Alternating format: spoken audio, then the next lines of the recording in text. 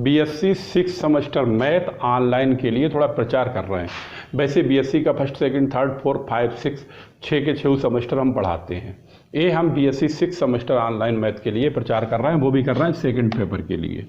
Second paper में 2 किताबें हैं, न्यूमेरिकल एनालिसिस और ऑपरेशन रिसर्च। आप न्यूमेरिकल एनालिसिस कृष्णा प्रकाशन से पढ़ाते हैं, ऑपरेशन रिसर्च ये विज्ञान बोध प्रकाशन से पढ़ाते हैं, और ये जो वीडियो बनाने जा रहे हैं वो हम ऑपरेशन रिसर्च की ही बनाने जा रहे हैं।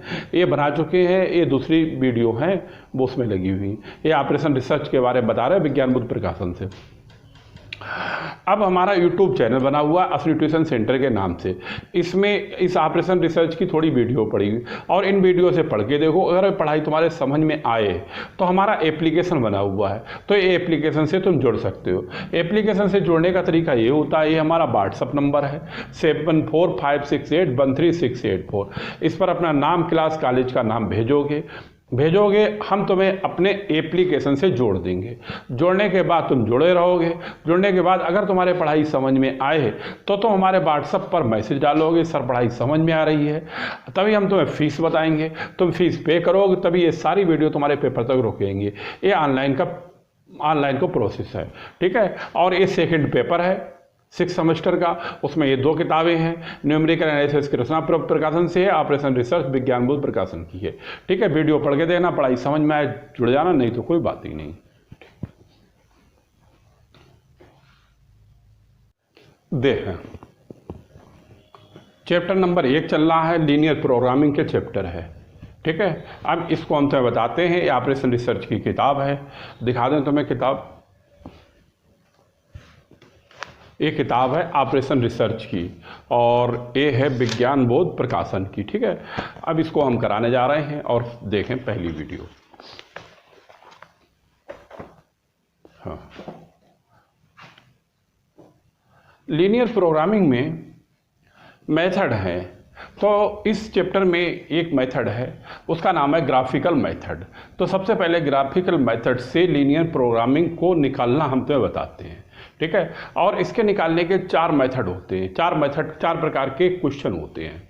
तो उन चारों प्रकारों को हम लिख देते हैं, फिर एक एक करके हम चारों के प्रकार बताते हैं, फिर एक्सरसाइज कराएंगे, ठीक है। तो नंबर 1 लिखते हैं ग्राफिकल मेथड। लिखो, पहला यही मेथड है, इसका नाम है, हेडिंग डालो, लिखो ग्राफिकल मेथड, हेडिंग डालो, लिखो साथ में graphical method for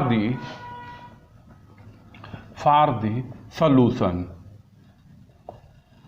solution of linear programming process, LPP कहते हैं, पूरा नाम लीनियर प्रोग्रामिंग प्रोसेस होता है, LPP होता है। अब इस ग्राफिकल मेथड, ये मेथड हमारे कोर्स में है लीनियर प्रोग्रामिंग के पहले चैप्टर में। अब इस मेथड में ये 4 प्रकार के क्वेश्चन होते हैं। सबसे पहले ये चारों प्रकार के क्वेश्चन हम तुम्हें कराएंगे, एक एक क्वेश्चन कराएंगे और फिर हम सीधे एक्सरसाइज कराएंगे। लिखो नंबर 1, पहला मेथड, पहला टाइप जो है, पहले टाइप का नाम है यूनिक ऑप्टिमल सॉल्यूशन। लिखो, डालो हेडिंग, लिखो नंबर 1 यूनिक ऑप्टिमल सॉल्यूशन। ये यूनिक ऑप्टिमल सॉल्यूशन किस टाइप के सॉल्यूशन होते हैं ये सब पढ़ाया जाएगा। अभी तुम्हें पहला क्वेश्चन, पहले नंबर पे हम ये यूनिक ऑप्टिमल सॉल्यूशन ही बताएंगे। दूसरे नंबर पर डालो, नंबर 2 डालो, लिखो infinite number of optimal solution, infinite number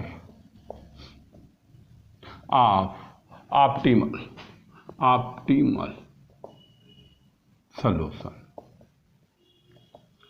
optimal solution. Number 3 डालो unbounded solution, number 3 unbounded solution,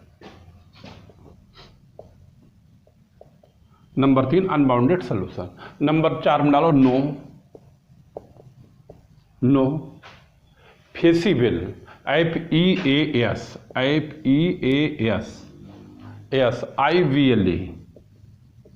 solution, ठीक है। ये 4 प्रकार के क्वेश्चन होते हैं ग्राफिकल मेथड के। तो सबसे पहले फिर से समझ लो इस बात के लिए, ये 4 प्रकार के क्वेश्चन हैं। सबसे पहले हम तुम्हें चारों प्रकार का एक एक क्वेश्चन कराएंगे। चारों प्रकार का एक एक क्वेश्चन कराएंगे और कराने के बाद फिर हम तुम्हें एक्सरसाइज इसकी कराएंगे, चैप्टर नंबर 1 की एक्सरसाइज कराएंगे। ठीक है, तो सबसे पहले तुम्हें कराने जा रहे हैं यूनिक ऑप्टिमल सोल्यूशन, डाल लो हेडिंग और इसका हम एग्जाम्पल अपने पास से लिख के फिर हम तुम्हें पढ़ना, फिर हम बताते हैं कैसे क्या इसको सॉल्व करते हैं, क्या इसका मेथड है, सारा सब कुछ इसमें हम तुम्हें समझाते हैं। ठीक है, लिख लो फटाफट, जिसका रह गया हो फिर बताएं।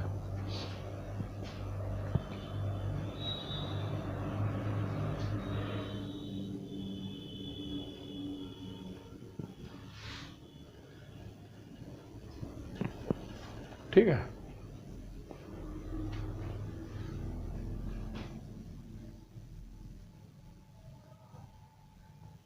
बिगाड़ दें। ठीक है, अब लिखते हैं नंबर 1, पहले नंबर बताने जा रहे हैं यूनिक ऑप्टिमल सोल्यूशन।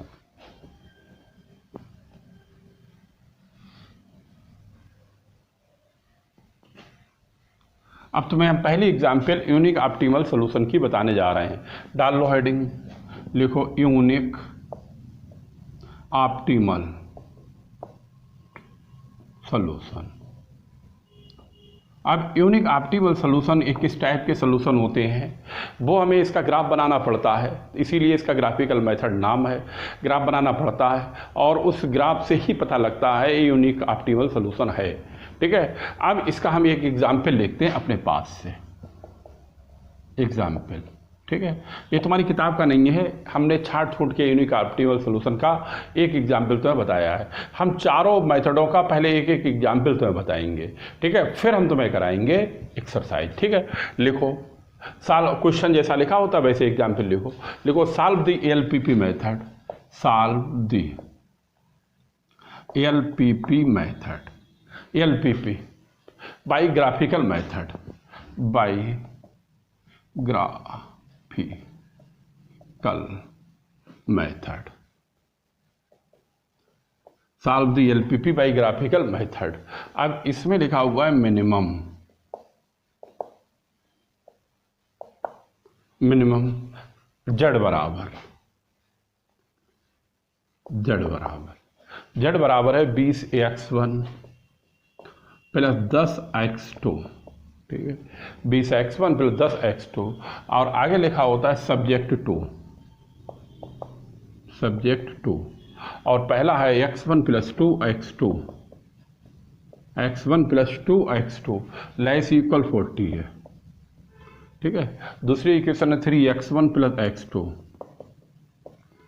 3x2 ये है ग्रेटर इक्वल 30, दो हो गई। तीसरी है 4x1 प्लस 3x2 प्लस का 3x2 ग्रेटर इक्वल 60, आगे लिखा हुआ and x1 comma x2 greater equal 0। ठीक है, ये क्वेश्चन है, ये पूरा क्वेश्चन है। इस टाइप से क्वेश्चन लिखे हुए होंगे और इसका मतलब है सॉल्व करना है, हल करना है, यानी कि एलपीपी का मतलब है लीनियर प्रोग्रामिंग प्रोसेस और इस मेथड का नाम है ग्राफिकल मेथड। ये क्वेश्चन हमें ग्राफिकल मेथड से सॉल्व करना है सारा सब कुछ, यानी कि हम तुम्हें इसमें समझाएंगे ग्राफिकल मेथड कैसे हल किया जाता है, कैसे हल नहीं किया जाता है।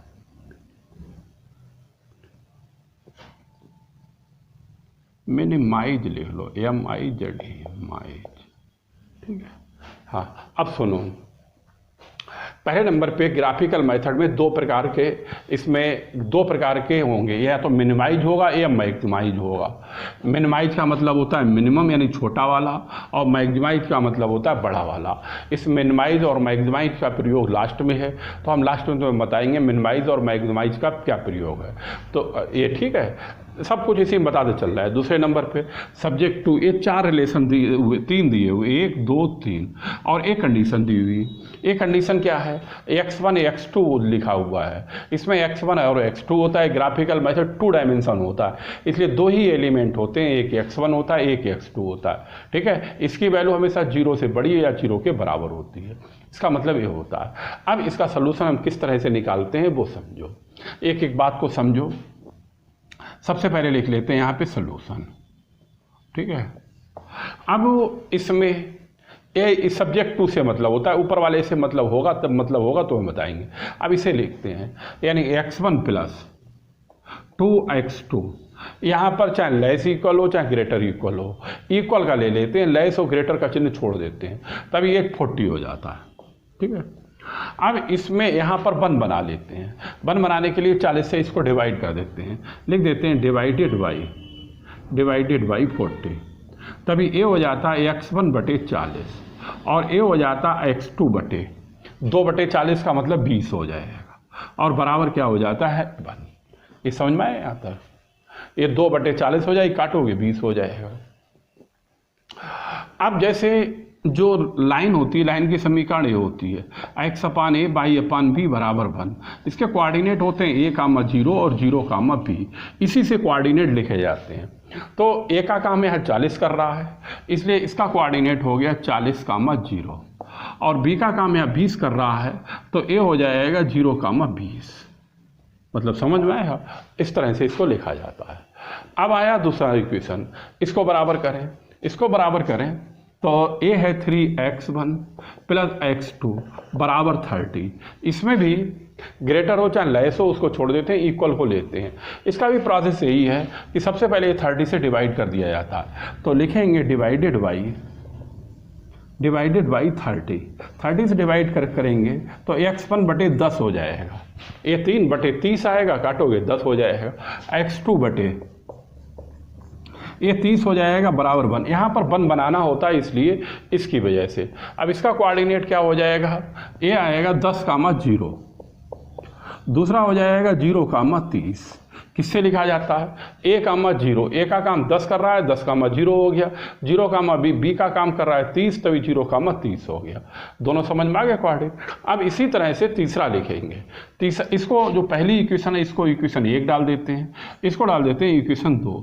अब तीसरी इक्वेशन लिखते हैं, तीसरी है 4x1 प्लस 3x2 बराबर 60 है। ये तीसरी समीकरण है। इसमें भी चाहे ग्रेटर का हो चाहे लेस का हो, किसी का हो, सबको छोड़ देते हैं, इक्वल को रखते हैं। अब इसको 60 से डिवाइड करें तो लिखेंगे डिवाइडेड बाई 60, तभी ये आएगा x1 बटे ये 4 बटे 60 हो जाएगा, 4 को 60 से भाग करोगे 15 आएगा, और x2 बटे ये 3 बटे 60 हो जाएगा, काटोगे 20 आएगा और बराबर 1। अब इसके कोऑर्डिनेट क्या हो जाएंगे? ए का काम ये 15 कर रहा है, तभी 15 कामा 0 हो जाएगा, ये हो जाएगा 15 कामा 0, और बी का काम 20 कर रहा है, तभी 0 कामा 20 हो जाए। ये इसका तीसरा कोऑर्डिनेट बन गया। इस तरह से ये तीनों इक्वेशनों से हम कोऑर्डिनेट इसके सबसे पहले निकाल लेते हैं। अब तुम समझो इसे, जब ये कोऑर्डिनेट निकाल लेंगे तो इसको क्या करेंगे वो हम तुम्हें समझाते हैं, उस बात को समझने की कोशिश करो। हाँ, अब देखो यहाँ पर, अब इन कोऑर्डिनेटों से हम बनाते हैं ग्राफ। अब ग्राफ किस तरह से बनाते हैं? देखो ये कोऑर्डिनेट है, इसमें 40 है, 2 है, 10 है, 30 है और 15 है, 20 है। तो सबसे बड़ी संख्या ये 40 है, तो इसका मतलब है 4 अंक, 4 जो है 4 खाने बना के चलेंगे, 10 खाने का 1 ले लेंगे। तो एक हम पैमाना ले लेते हैं इस टाइप से, जैसे ये लाइन लगभग सही रहे। ठीक है, हाँ। अब इतना तो एक्यूरेट नहीं आ पाएगा, लेकिन फिर भी कोशिश तो करते ही है। ठीक है, 1 ए हो गए, 1 ए हो गए,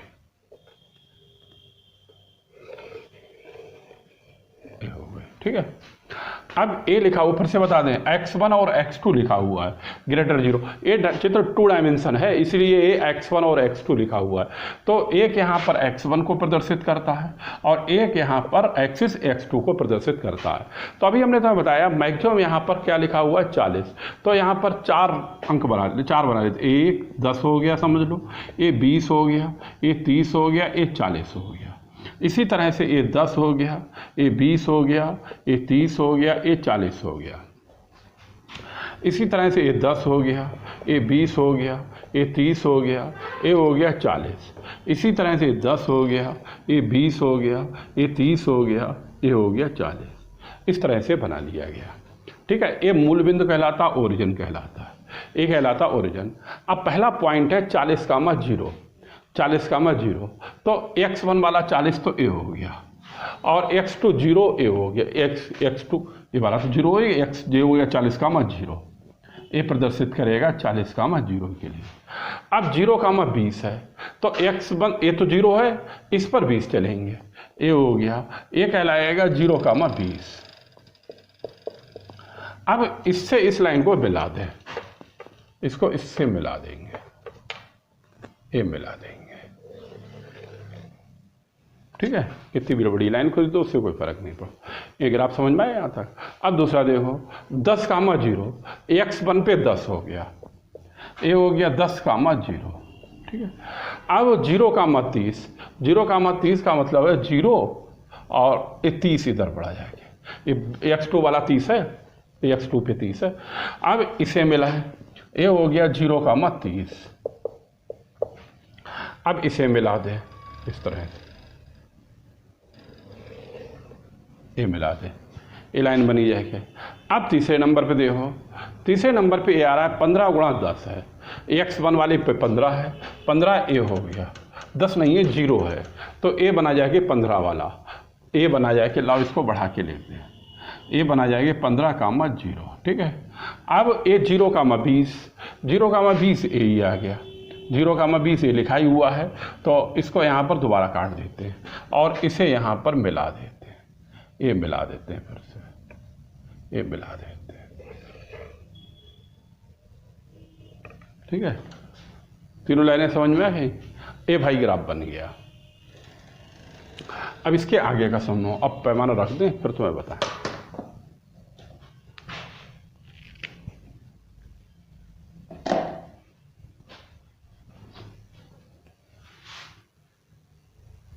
ठीक है, ठीक। अब सुनो, अब सबसे बड़ी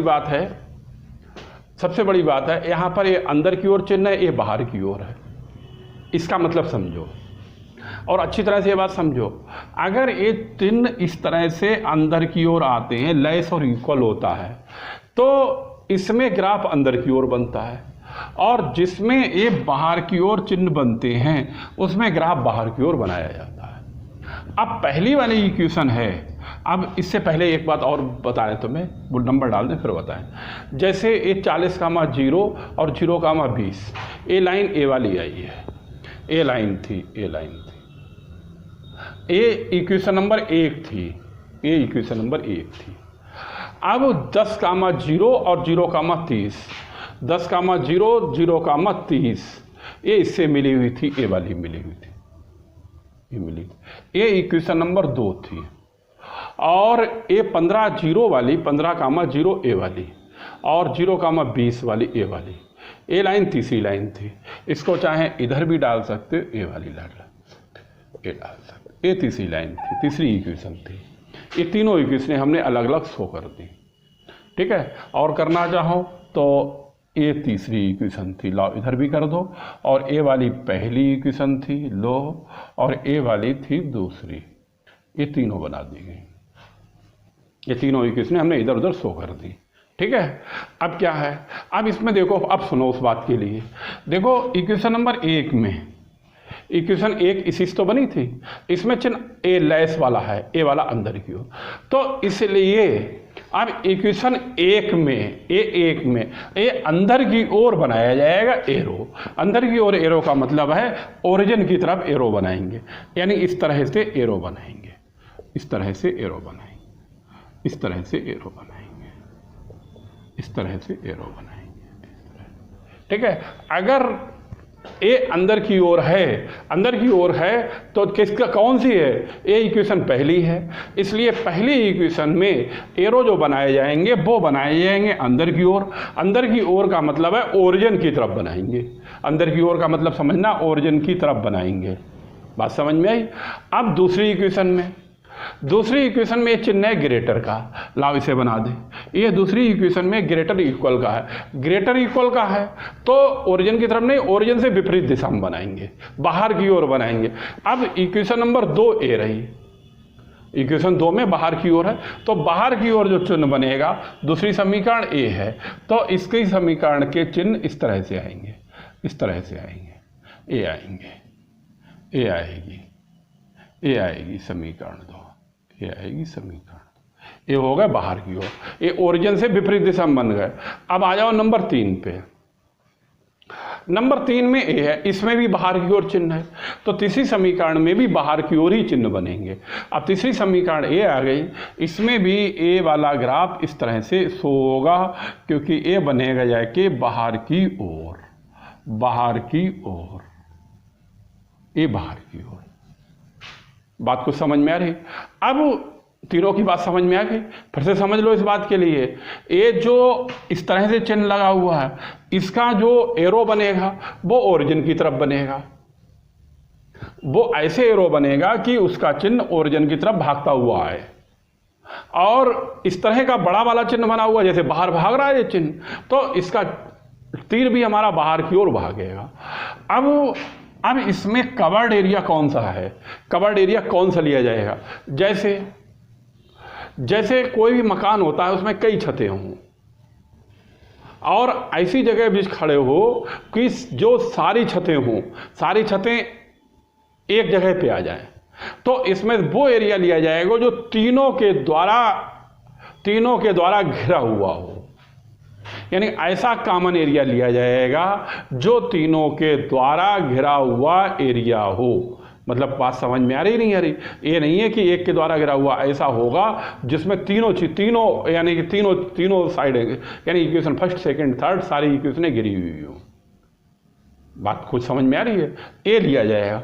अब इसमें से कौन सा एरिया बनेगा जाके जो सभी के द्वारा कवर्ड है हमारे पास, वो समझो, वो देखो। अब सभी के द्वारा जो कवर्ड है वो हमारा यहां से आएगा, ये यहां से समझ लो, ये आएगा।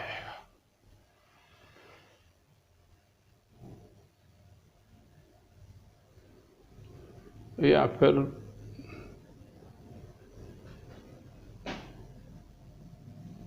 ये,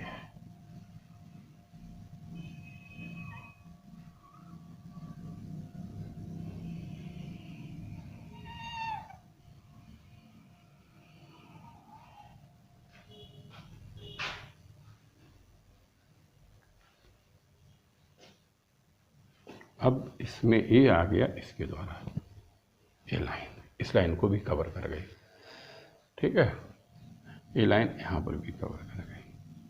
अब इसको इधर मिला दो चाहे इधर मिला दो, कोई इससे फर्क, एरिया सबका कवर हो गया, ये हो गया।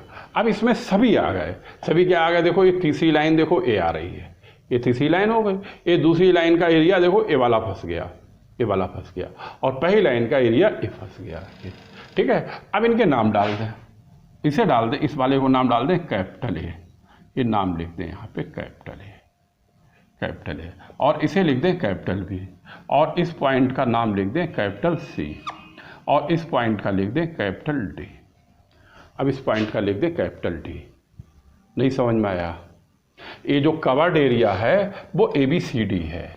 अब चाहे तो इसको तुम कवर भी कर सकते हो, तो ज़्यादा घिच-पिच हो जाएगी, ठीक है, लेकिन फिर भी हम हल्की सी लाइन बना भी देते हैं तुम्हारी, जैसे ए है, ए वाली है, ए वाली है और ए वाली है, ठीक है।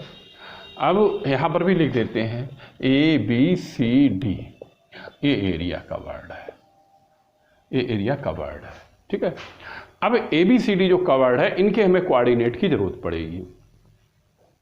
अब हमारा ए का कोऑर्डिनेट क्या होगा? लाओ इसको इधर लिखें।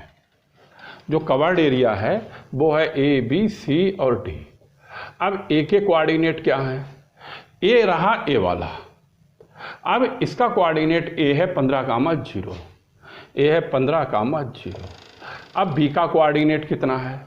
बी का कोऑर्डिनेट ए है 40,0, ए है 40,0। सी का कोऑर्डिनेट कितना है? अब भाई सी का कोऑर्डिनेट नहीं मालूम है, ये सी का कोऑर्डिनेट नहीं मालूम, ये कैसे मालूम करेंगे वो हम तुम्हें बताएंगे, ठीक है। अब डी का कोऑर्डिनेट ए भी नहीं मालूम है, और ए कैसे मालूम करेंगे वो हम तुम्हें बताएंगे। बात खूब समझ में आ रही है? अब तुम लोग ऐसा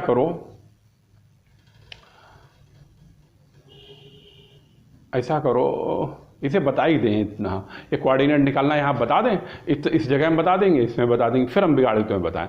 अब सुनो, अब सी का कोऑर्डिनेट कैसे निकाला जाए इस सी का कोऑर्डिनेट कैसे निकाला जाए। बात समझ में आ रही है। अब सी का कोऑर्डिनेट निकालने के लिए अब देखो यहाँ पर ध्यान से हमारी बात को सुनो। सी देखो कौन कौन सी दो लाइनें इसको काट रही हैं। देखो एक तो लाइन ए काट रही है, एक सी निकालने का तरीका बता रहे हैं। एक तो इक्वेशन एक वाली लाइन है, दूसरी जो सी पॉइंट है दूसरी लाइन काट रही है इक्वेशन नंबर 2। देख लो, देखो फिर से देखो इसे। ये सी वाली लाइन जो है, सी वाला पॉइंट जो है, सी वाला पॉइंट इसको इक्वेशन नंबर 1 काट रही है, पहली लाइन काट रही है, और ये दूसरी लाइन काट रही है, दूसरी लाइन काट रही है। इन दोनों का कटान बिंदु ए रहा सी, कटान बिंदु रहा सी। इसीलिए सी पॉइंट को निकालने के लिए समीकरण 1 और समीकरण 2 से x1 और x2 निकाल लेंगे, और वही x1 x2 सी के कोऑर्डिनेट कहलाएंगे। अब इन्हें निकालते हैं। अब x1 समीकरण ए है, ये तरीका होता है पॉइंट निकालने का। ए है x1 प्लस 2x2 बराबर है 40, और 3x1 प्लस x2 बराबर 30 है। अब इसे हल करने के लिए 2 से गुणा कर दें और इनके चिन्ह बदल दें, ये काट दें। माइनस का 6 प्लस का 1 माइनस का 5x1 और 3 दूनी 60 माइनस का 60 प्लस का 40 माइनस का 20 हो जाएगा। माइनस माइनस काटेगा 5 चौके 20, x1 बराबर 4 हो जाएगा। अब x1 का मान किसी एक समीकरण में रख दें, तभी 4 प्लस 2x2 बराबर 40 और 2x2 बराबर 4 घटाएंगे तो 36 आएगा, और x2 बराबर हो जाएगा 18, ये हो जाएगा 18। तो इस सी का कोऑर्डिनेट बना जाके 4,18, 4,18। सी का कोऑर्डिनेट समझ में आया, ये तरीका होता है। अब डी का कोऑर्डिनेट निकालें। अब डी का कोऑर्डिनेट हम तुम्हारा यहाँ पे निकाल के तुम्हें बता देते हैं इसमें, ठीक है। अब देखो डी का कोऑर्डिनेट समझो। हाँ, अब डी पॉइंट जे देखो, डी वाई लाइन जो है डी पॉइंट निकालने के लिए, अब डी पॉइंट वाला जो लाइन है वो कौन कौन सी दो लाइनें इसको काट रही हैं ए डी पॉइंट को। देखो ध्यान से देखो, एक तो चली गई सी से होती हुई, इसका इससे कोई मतलब ही नहीं है।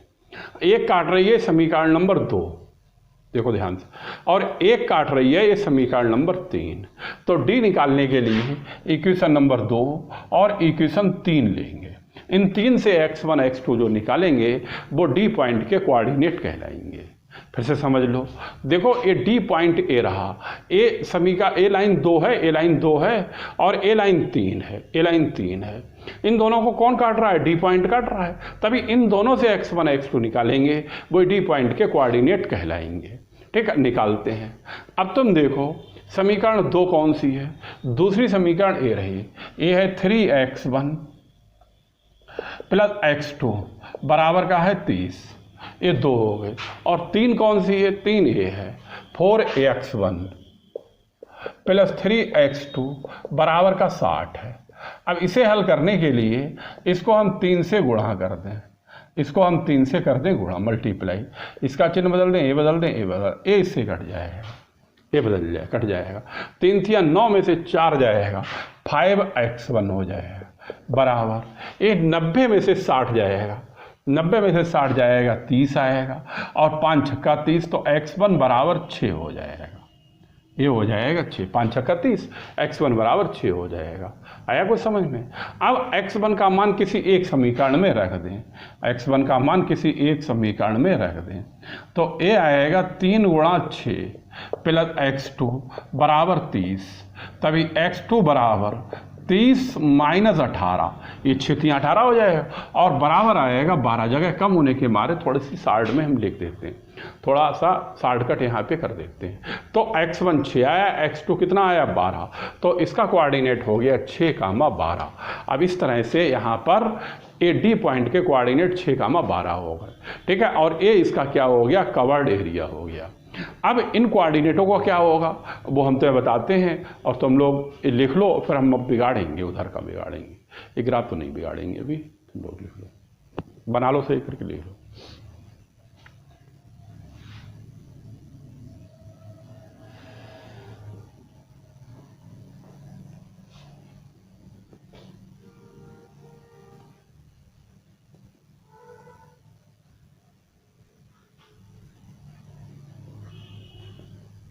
लाइनें बोर्ड पे दिख रही नहीं, लाइनें डार्क कर दें, देखो ये डार्क कर दें, लाओ थोड़ा सा,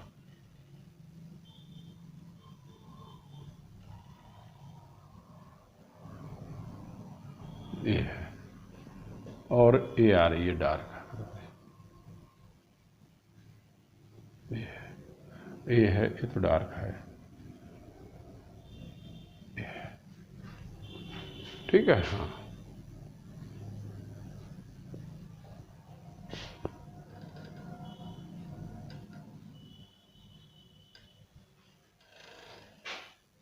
इस किताब में इसी तरह से मेथड है, ये 9 चैप्टर हैं, तो ये 9 10 10 12 मेथड हैं, वो एक एक करके हम सारे मेथड करा देंगे सभी। और ये ग्राफिकल मेथड 2 डायमेंशन होता है, इसीलिए हर क्वेश्चन में x1 x2 ग्रेटर टू 0 लिखा होगा, ग्रेटर इक्वल 0 लिखा होगा। ये लाइन x1 को प्रदर्शित करती है और एक लाइन x2 को प्रदर्शित करती है। लिख लो इतना, फिर बताएं आगे। ये सारे क्वेश्चन एक से हैं, अगर कोई क्वेश्चन किसी में नहीं समझ में आता है तो आगे वाले क्वेश्चन में समझ सकते हो उसे।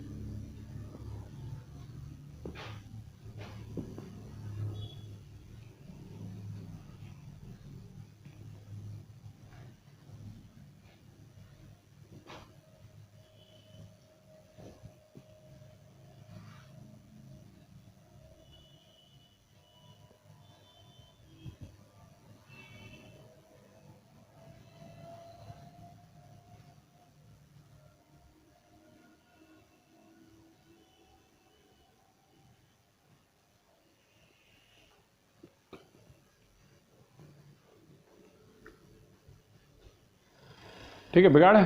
अब सुनो, अब हम क्या करेंगे, हम करेंगे ए बी सी और डी, ये 4 पॉइंट हैं, चारों पॉइंट पर ये मिनिमम वैल्यू निकाली जाएगी। ये कैसे निकाली जाएगी वो बताते हैं, उसके लिए जैसे हम बिगाड़ते हैं। ठीक है, अब सुनो,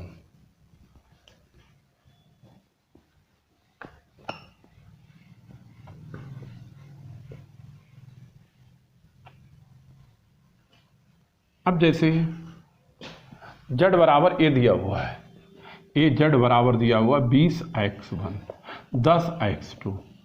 अब सबसे पहले एट ए पे निकालेंगे, एट ए पे।